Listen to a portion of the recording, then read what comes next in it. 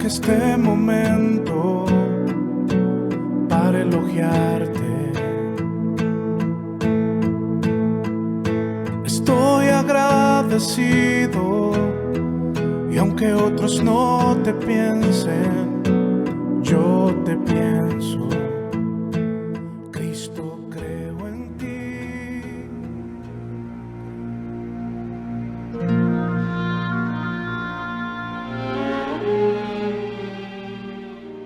Vinieron al otro lado del mar, a la región de los Gadarenos.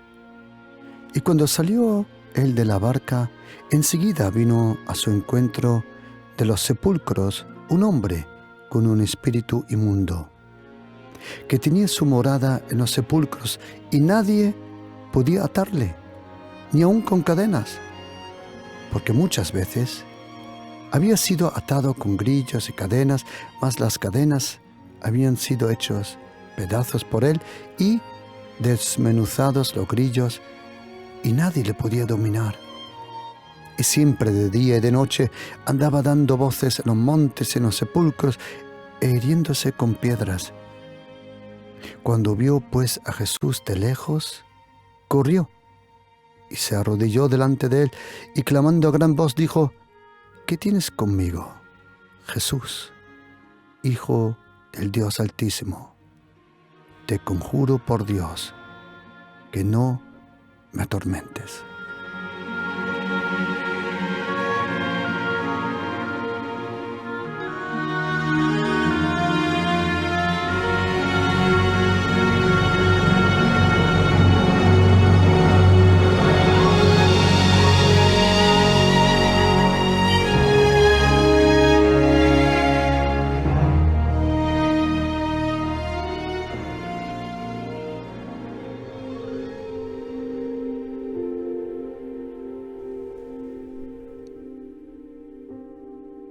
Cuando vino Jesucristo a la tierra, el apóstol Juan, sobre el año 90-95 detrás de Cristo, él nos lo expresa muy bien en primera carta de Juan 3, versículo 8, cuando dice: para esto apareció el Hijo de Dios, para destruir las obras del diablo. La primera vez que Jesucristo vino a la tierra, hace 2000 años, Él vino para salvarnos, para morir por nuestros pecados, para revelarnos el amor, el cariño y esa inmensa gracia que Dios, como dice en la carta de Timoteo, desde eternidades nos fue dado la gracia. La gracia, lo mismo que el reino, desde la fundación del mundo nos estaba esperando. Pero como nosotros le dimos la espalda a Dios, nosotros nos alejamos de Él. Pero Él nunca se pudo alejar de nosotros. ¿Por qué? Porque Él es omnipresente. Y Él, en ese amor eterno, como dice Jeremías 31, versículo 3, te ha amado con un amor eterno. Un amor eterno. Como nosotros no nos podíamos acercar, Dios tomó la iniciativa. Dios, el Eterno, el creador del micro y del macrocosmos, envió a su Hijo Jesucristo. ¿Por qué vino Jesucristo a la tierra? Primero, lo podemos comprender cuando dice en Lucas 19, versículo 10, porque el Hijo del Hombre vino a buscar y a salvar lo que estaba perdido. Jesucristo vino para salvarnos, para morir por nuestros pecados. Aquel que no conoció pecado, por nosotros fue hecho pecado, para que nosotros que no conocimos la justicia, por su gracia recibiésemos la justicia. Todos han pecado, dijo el apóstol Pablo, Romanos 3:23, todos. Y están lejos de esa gloria, esa inmensa gloria. Como dice la Biblia en primera carta de Pedro 5, versículo 10, dice que el Dios de toda gracia que nos llamó, Dios nos llamó, Dios llama, pero no todos quieren huir. El que nos llamó a su gloria eterna, Dios nos llamó a su gloria eterna. Esa gloria que perdimos, que ni nos pudimos acercar por el pecado. Pero dice la Biblia que Dios nos justificó, no por una religión, no por un propio esfuerzo, sino nos justificó gratuitamente por su gracia.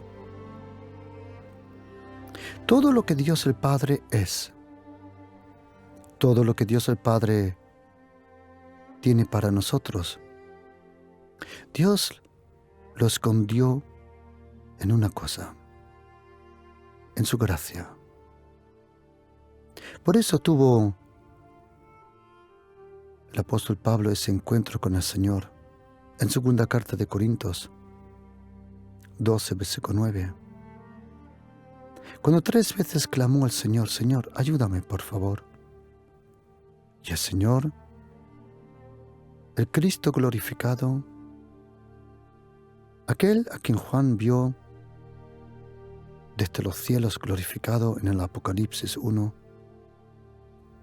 el Cristo resucitado le dijo, mi gracia es todo lo que necesitas. Querido oyente, no sé en qué situación está. Desconozco la presión, la dificultad, la preocupación en la cual en este momento está. Pero, como dice la Biblia, y se lo puedo garantizar, que la gracia es todo lo que necesitamos. La gracia, esa gracia eterna, como dice en los Salmos. Tu gracia es de eternidad hasta eternidad. Y cuando Jesucristo vino a la tierra, todos sus milagros, ya fuese la multiplicación de los panes,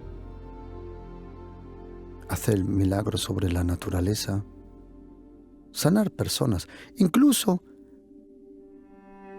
la resurrección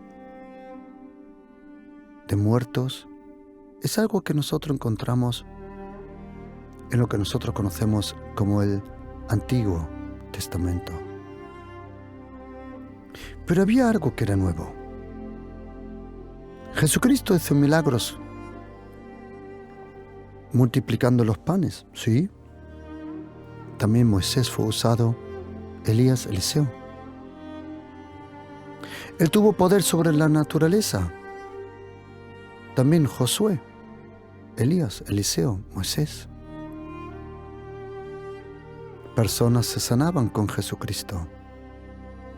También en la vida y en el ministerio de Elías y de Eliseo podemos verlo. Pero había algo que dejó temblar a todo el universo. Hasta entonces, nunca se había oído que una persona pudiera tener poder sobre los demonios. Porque tienes que imaginarte una cosa, querido, que cuando Jesucristo llegó en Marcos capítulo 1, lo podemos leer, y dice en versículo 21 que entraron a Capernaum Y dice la Biblia, iba a ser también la ciudad donde Jesucristo iba a vivir 3 años y medio. Y es como si Jesucristo hubiera venido a esta ciudad pequeña, Capernaum, o como se dice en hebreo, Cafarnaum. Cuando llegó a Cafarnaum, Jesucristo iba a vivir luego 3 años y medio en esa ciudad. Y parece que Jesucristo dijo, no. O tú o yo vivimos en esta ciudad, pero los dos no podemos vivir aquí. Entró en la ciudad de Capernaum, en la sinagoga, y dice la Biblia que los demonios en una persona le reconocieron. Tenéis que saber una cosa, queridos. Demonios existen. ¿Quién son los demonios? Demonios son ex ángeles que en un momento de la historia, en un momento antes que Dios, el Padre cogiera un trozo de barro y soplara su ruaj, su espíritu. Antes de ese momento, en un lugar que nosotros le llamamos el cielo, hubo una rebeldía. Uno de los 3 ángeles principales, que la Biblia le llama arcángeles, arc en griego, arge, los primeros. Uno de esos 3 ángeles, hoy todavía conocemos a 2 ángeles, uno se llama Miguel, o como se llama en hebreo, Mijael, y el otro, Gabriel. Pero había otro ángel, otro arcángel. Parece que según la belleza, era el más bello de los 3, pero algo pasó en su interior. La soberbia, la altivez, la arrogancia, el pecado tomó control en su vida. Y Dios el Padre, el Eterno, el Olam, el Eterno Dios, lo lanzó fuera del cielo. Cuando lo lanzó fuera del cielo, vino sobre algo que Dios recientemente había creado, la tierra. Y ese ex arcángel, junto con 1/3 de los ángeles, como dice Apocalipsis 12, que el dragón se llevó 1/3 de las estrellas. Ahí nos enseña el Espíritu Santo que fue 1/3 de los ángeles. Cuando los ángeles, esos ángeles, le obedecieron a Satanás, esos ángeles ahora eran llamados demonios.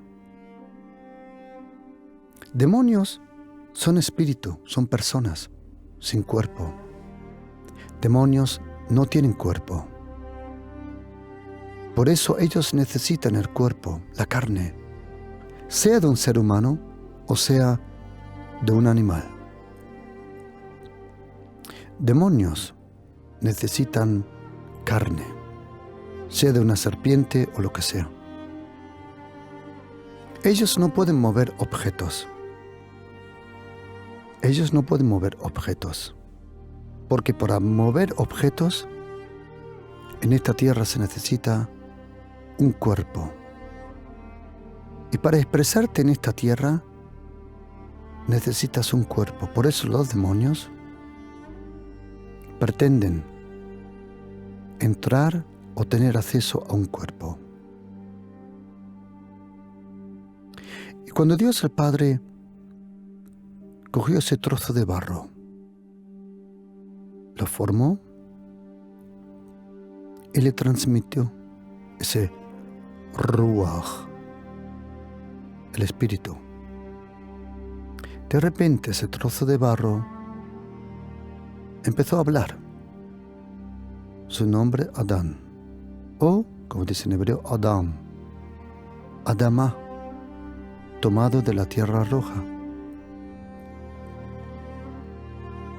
Adán, y luego su esposa Eva,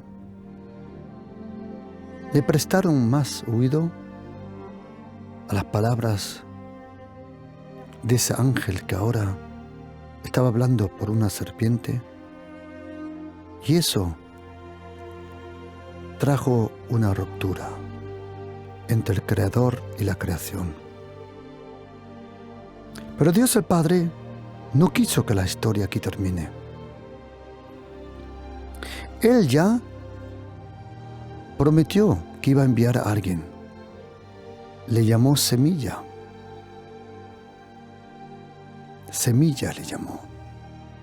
O como dice en griego, sperma, en hebreo,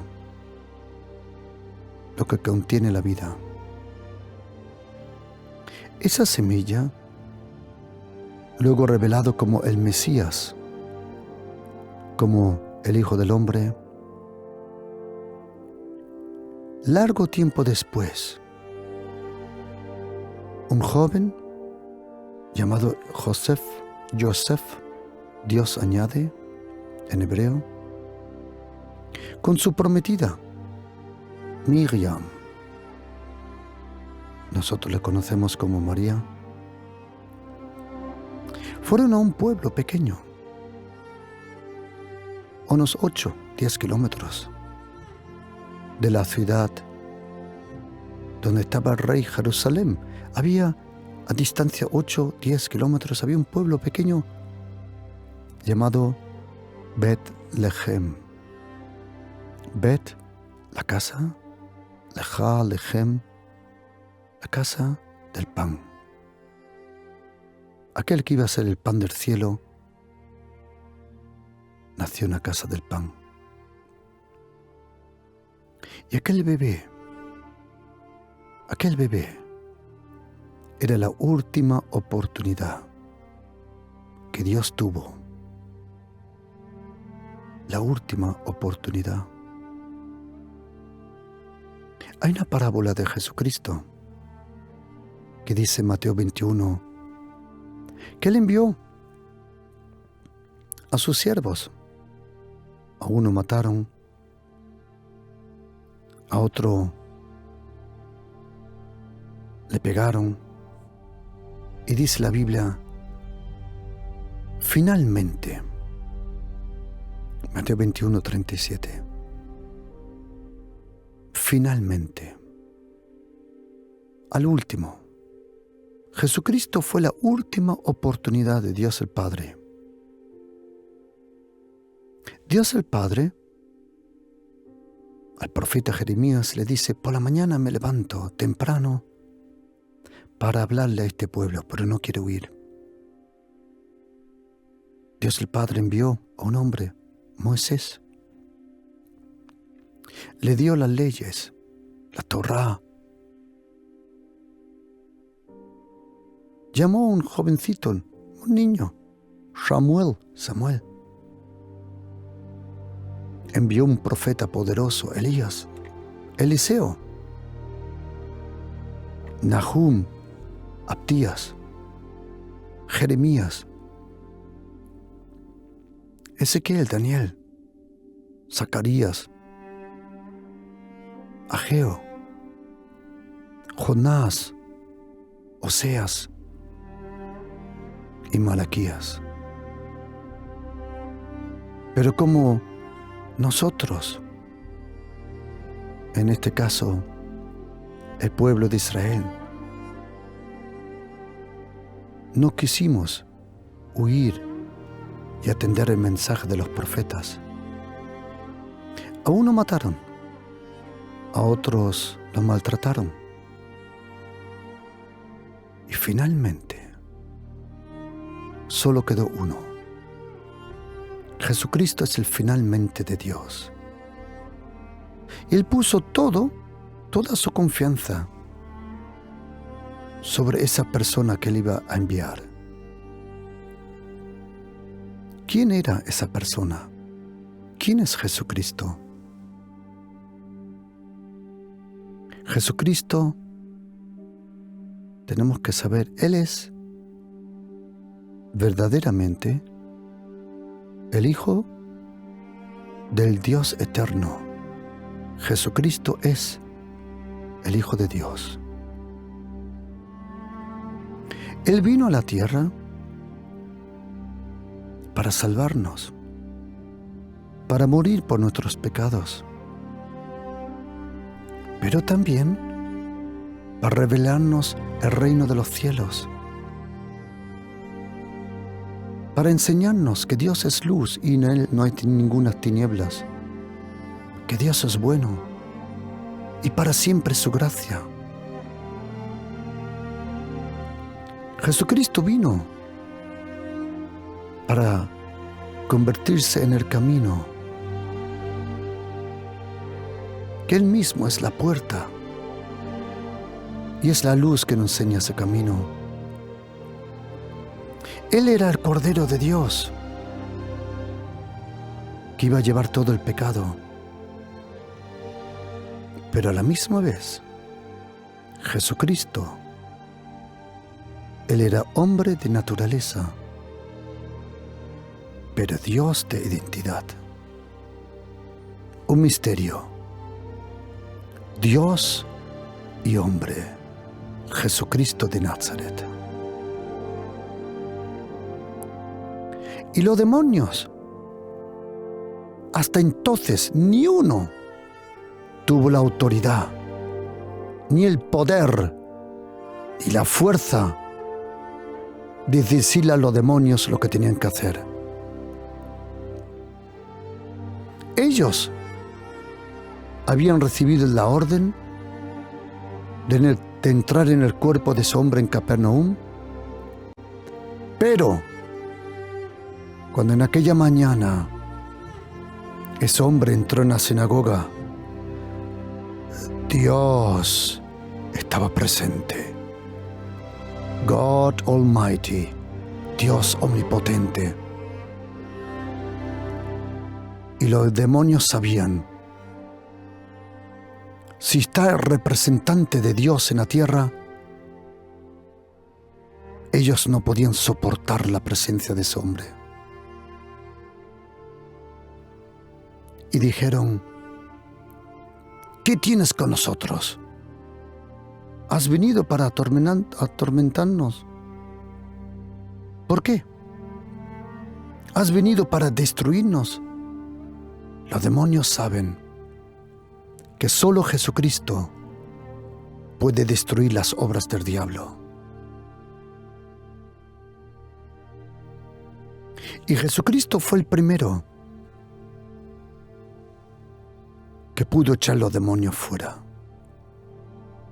Y Jesucristo es el mismo.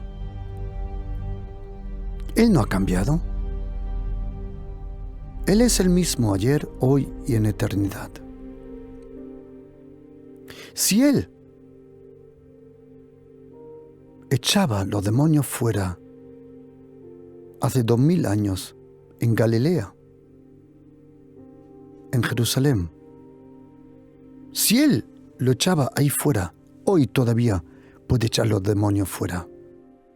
Ningún demonio resiste la presencia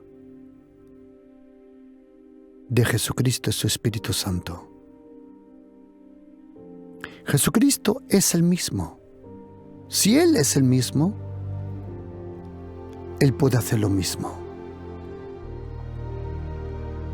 Por eso te animo a leer la Biblia, el Nuevo Testamento. Porque la Biblia no solo nos cuenta lo que Dios puede hacer. No. La Biblia nos dice lo que Dios quiere hacer. Sanar a los enfermos, sea en lo profundo de tu alma. No temas. No temas. Él te sanará. Si hay una enfermedad en tu cuerpo, pídele que Él te ayude. Jesucristo vive. Él sana. Él restaura. Si es un poder demoníaco, diabólico, que te está atormentando, clama a Jesucristo y tú verás como Dios, el Espíritu Santo, demostrará el poder del nombre de Jesucristo. Y cuando Jesucristo vino a la tierra, Él le dijo a sus discípulos: si me odian a mí, también os van a odiar a vosotros. Si me atacan a mí, lo mismo harán con vosotros. Y en el mundo tendréis aflicción. Pero confiad, yo he vencido el mundo. Y Jesucristo, no solo Él tenía poder y autoridad sobre los demonios, Él también a sus primeros discípulos le dio poder y autoridad. Lucas 9, 1 y 2. Los envió a anunciar en voz alta que el reino de los cielos se había acercado. Y si el reino de Dios se había acercado, significaba que Dios iba a gobernar de nuevo. Y Dios gobierna no con religión, no con leyes, sino con la gracia de ese trono de la gracia. Y Jesucristo nos dio poder y autoridad. Él dijo que una de las señales que le iban a seguir aquellos que iban a creer en Jesucristo, una de esas señales era que en el poderoso nombre de Jesucristo los demonios tenían que salir de las personas. Y el único que puede reprender a esos demonios es Jesucristo, el Hijo de Dios, y todos aquellos a quien Él le da la autoridad. Y cuando tú y yo le pedimos perdón a Jesucristo, porque Él, por su gracia, se nos ha acercado, entonces sucede un milagro. Nosotros somos trasladados, librados, como dice Colosenses 1:13, Él nos libró de la potestad de las tinieblas. Esa palabra potestad en griego, exousia, significa de la influencia también de las tinieblas, y nos trasladó al reino de su amado Hijo. Pero todo cristiano puede dar testimonio que de vez en cuando todo cristiano, si tú le preguntas, ¿te puede dar testimonio? No siempre, sino de vez en cuando, especialmente cuando quieres dar pasos de fe en tu vida, cuando quieres conquistar nuevo territorio, cuando quieres crecer en el Espíritu, Todo cristiano te puede dar testimonio que está involucrado en una batalla. El apóstol Pablo, a su hijo espiritual, a Timoteo, en 1 de Timoteo 1:18, le dijo: este mandamiento, hijo Timoteo, te encargo. Es interesante. Normalmente los mandamientos solo lo da Dios el Padre, Dios el Hijo y Dios el Espíritu Santo. Pero ahora dice el apóstol Pablo, ya despidiéndose, el apóstol Pablo en ese momento de edad avanzada, escribiéndole a Timoteo, le dijo: mira, Timoteo, déjame explicarte algo de experiencia. Hay una batalla, la buena batalla de la fe. Yo la he luchado, y todo el que cree en Jesucristo, antes o después será atacado por demonios. Y el apóstol Pablo le dice: este mandamiento, hijo Timoteo, te encargo para que, conforme a las profecías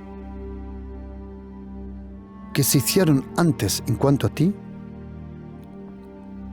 milites por ellas la buena milicia. ¿Cómo? ¿Chillando? No. ¿Saltando? ¿Montando una película? No. ¿Cómo? Manteniendo la fe y la buena conciencia. Tú y yo, querido oyente, si eres cristiano, estamos incorporados en un ejército. Según Isaías 13, versículo 4, Dios pasó listas a quién puede usar en esta guerra. Todo cristiano que cree en Jesucristo es miembro principalmente de tres cosas. La Biblia le llama la novia,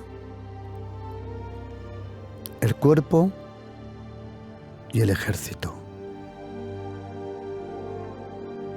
La iglesia de Jesucristo es el cuerpo de Jesucristo.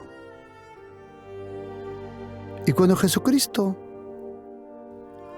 es revelado por primera vez al ser humano a través del apóstol Pedro, cuando dice: tú eres el Cristo, el Hijo del Dios viviente. Ahí Jesucristo nos revela la iglesia. Porque el fundamento de la iglesia no son leyes ni estatutos, sino una revelación sobre la persona de Jesucristo. Y en el momento que la iglesia es revelada, porque Jesucristo solo habló 2 veces de la iglesia en los 4 evangelios. Una vez en Mateo 16 y una vez en Mateo 18. Y cuando Jesucristo habló de la iglesia, en el próximo momento habló de atar y desatar, y de las puertas del Hades, las llaves del cielo, de poderes demoníacos. Es interesante. En el momento que Jesucristo revela a la iglesia, también nos revela que habrá ataques.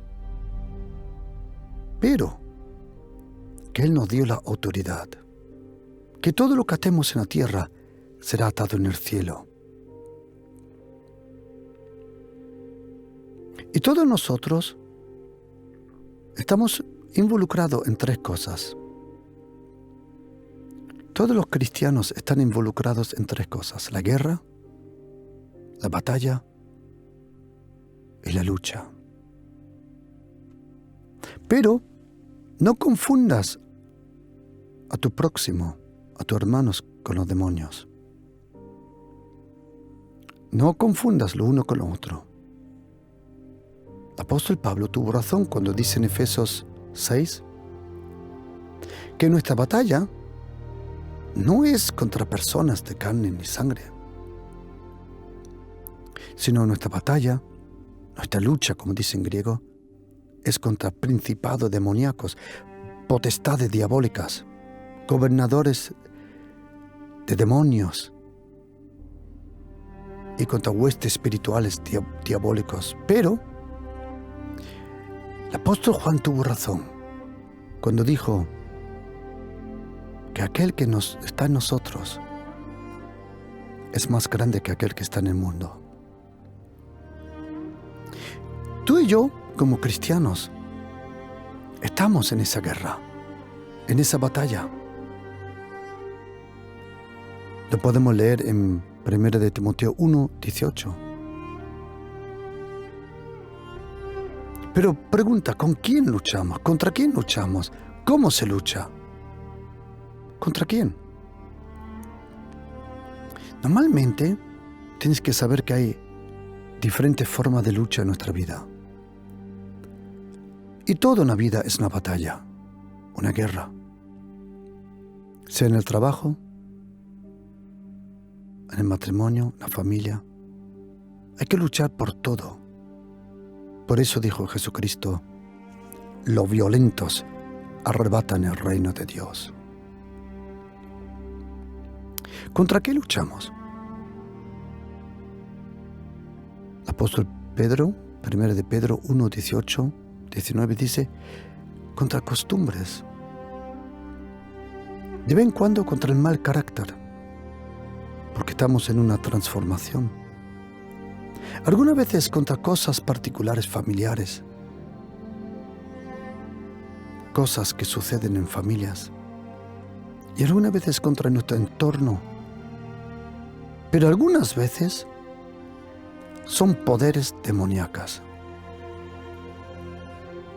La Biblia no habla de la buena batalla de la fe.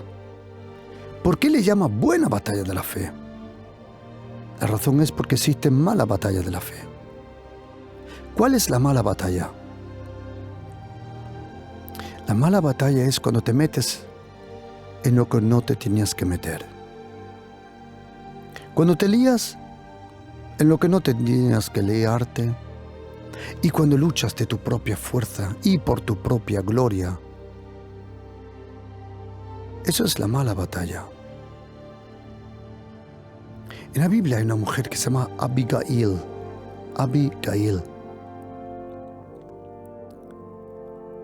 David, huyendo del primer rey de Israel, Saúl, protegió por un tiempo el rebaño de un hombre cuya esposa se llamaba Abigail. Y nadie tocaba las ovejas ni el rebaño de ese hombre, porque David, con su presencia y la presencia de sus soldados, protegían todo lo que ese hombre tenía. Un día David envía para pedirle que le dé un poco de pan, de leche, y ese hombre Nadab se enfada y dice cosas malas de David. Y David se enfada y dice, a por él. Va en el caballo y la mujer Abigail se da cuenta que si viene David va a eliminar todos de la casa de ese hombre. ¿Qué hace ella? Coge comida, pan, criados y va al encuentro de David y le dice, no lo hagas. Entonces ella dice una frase que es impresionante. Porque yo sé que mi señor David lucha las batallas de Dios. Lo que ella le estaba diciendo era, todas las batallas, David, que luchaste contra Goliat, los filisteos, los amalequitas. Todas esas batallas eran de Dios, pero lo que vas a hacer ahora no es de Dios. Y si haces esto, nunca podrás ser rey de Israel, porque habrá esa gran injusticia en tu vida. Y David sabía, existen las batallas de Dios y existen batallas que no son de Dios.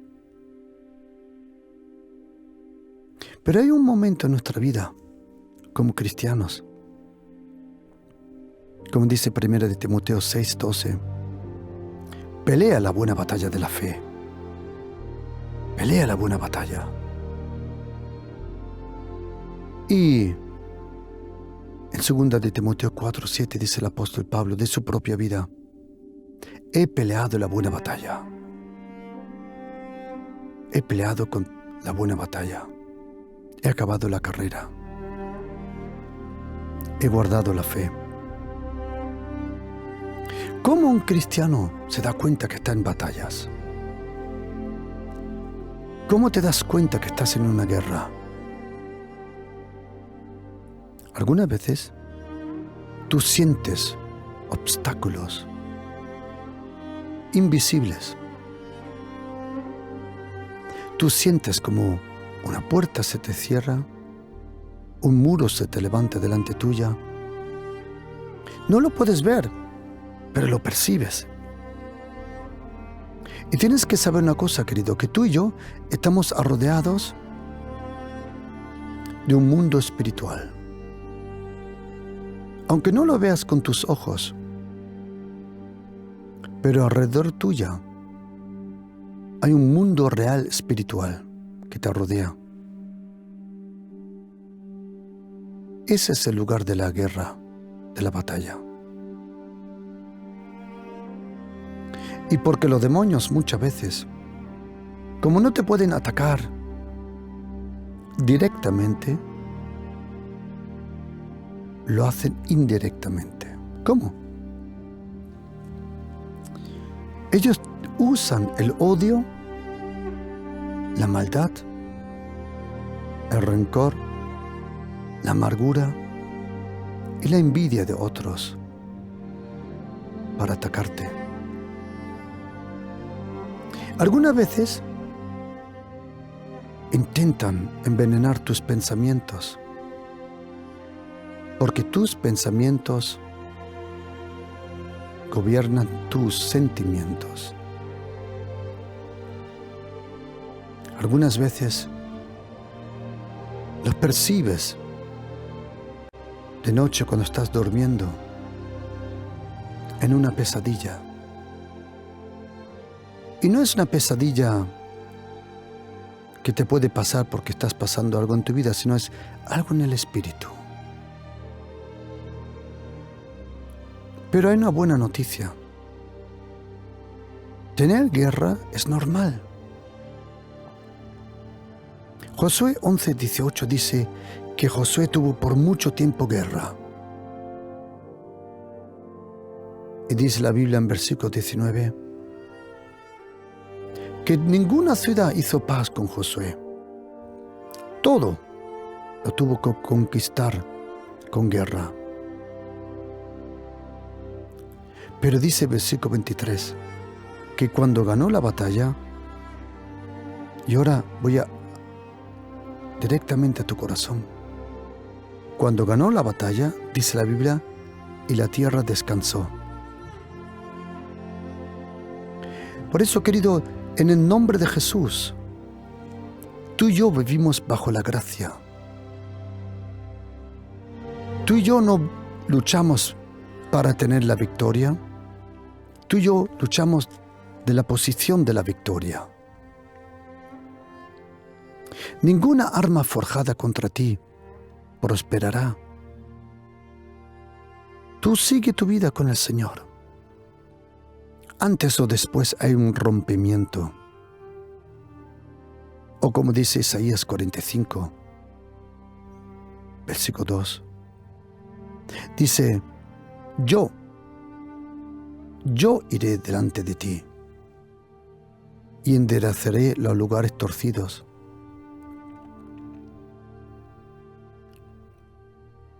Las relaciones torcidas, las situaciones torcidas, el Señor la va a enderezar. Esa palabra en hebreo, lugares torcidos, significa doble muros. Algunas veces no se pone un muro, sino doble muros. Y tú y yo, queridos, tenemos autoridad para ganar esta batalla. ¿Sabes por qué? Porque tú y yo hemos recibido dos herencias. Una es la gracia y la otra herencia es el reino.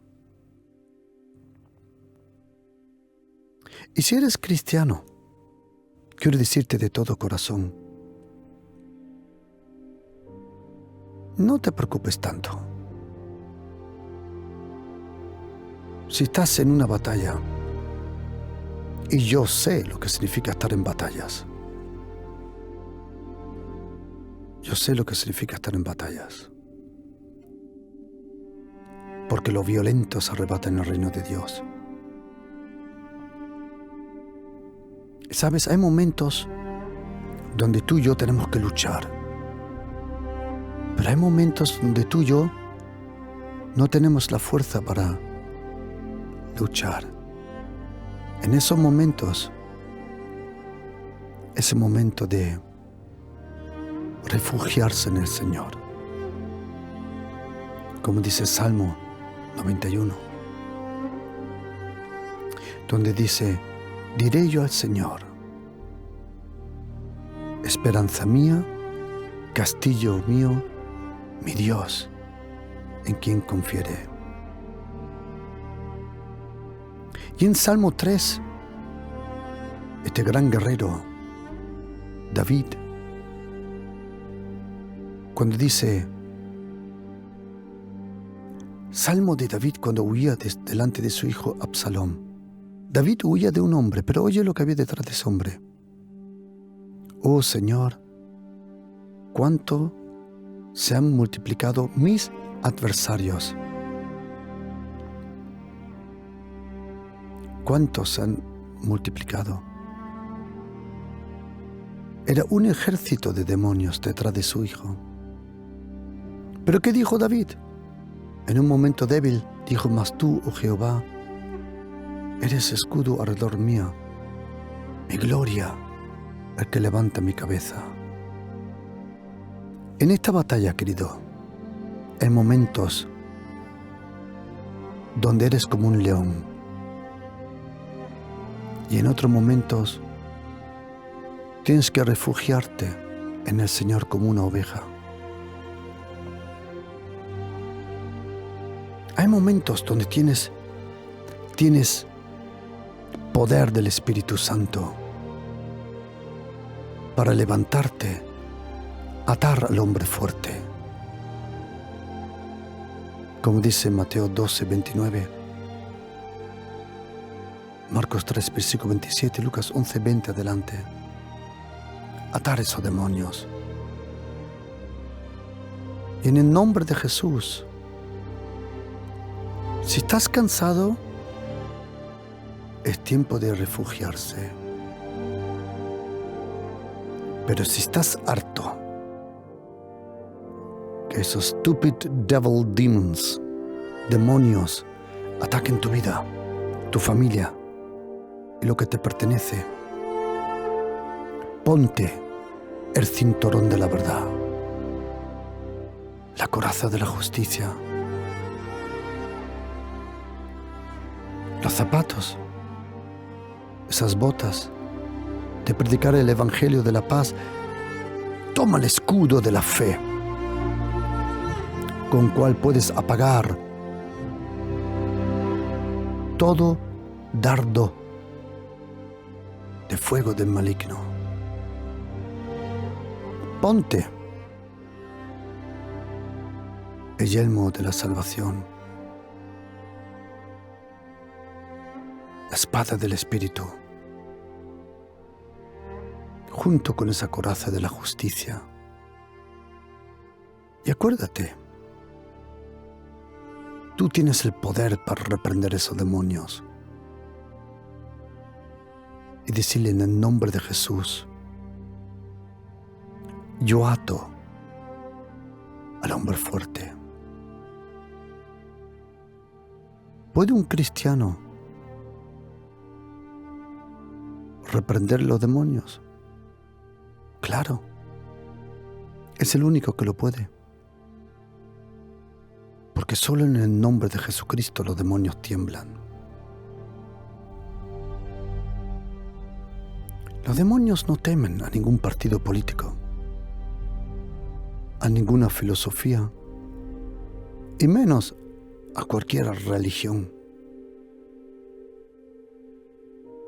Los demonios tiemblan delante de un nombre. Porque detrás de ese nombre está el hombre, Jesucristo. Y tú y yo tenemos que vencer esa pereza, creo que se llama en español. Levántate. Toma la armadura de Dios. Levántate. Como un león, como una leona. Lucha por lo tuyo. Lucha por tu familia. Lucha por tu matrimonio. Lucha por tus queridos. Lucha por tus sueños. Lucha. Queridos, sin disciplina no vamos a ningún sitio. A la primera persona que tú tienes que disciplinar es a ti mismo. Todo por la gracia. Ayer me enviaron una cosa graciosa que de verdad tuve que reírme mucho, porque decía un hombre, escribió un artículo, dijo: hace 2 meses que me apunté en un gimnasio y todavía no he perdido ningún kilo. Y dice: no funciona, tendré que ir para ver lo que pasa. ¿Sabes, querido? Si no tienes la disciplina, querido hermano, hermana en Cristo Jesús, me han dicho: pastor, yo no comparto esa doctrina. Esto no es ninguna doctrina. Esto es, como dice el inglés, the daily business, el pan de cada día. Los demonios, ¿tú te crees que porque tú y yo no tenemos algo como doctrina, ellos te van a dejar en paz? Pues estás equivocado. Alguien tiene que ganar la batalla. Alguien en tu familia tiene que ganar la batalla. Alguien en tu vida, en tu familia, tiene que ganar la batalla. Levántate en el nombre de Jesucristo. Ata al hombre fuerte. Repréndele, no temas. Algunos dirán: pastor, ¿y qué pasa si me ataca? Tranquilo. Ninguna arma forjada contra ti prosperará. Isaías 54, versículo 17. Y oye lo que dice Lucas 10, 19. He aquí, os doy autoridad de pisar escorpiones y culebras, y sobre todo el poder del maligno, y nada os dañará. The devil is a liar. El diablo es un mentiroso. No temas, querido, porque solamente la gracia y la bondad de Dios estará contigo. Proclama el reino de los cielos sobre tu vida y tú verás cómo los demonios huyen. ¿Por qué? Porque quieres o no. Si eres cristiano, estás involucrado en una guerra. Algunos días más algunos días menos. Pero tú y yo estamos en esa guerra. Por eso, lucha por lo tuyo. Arrebata lo que te pertenece y proclama de todo corazón que yo y mi casa serviremos al Señor. Amén.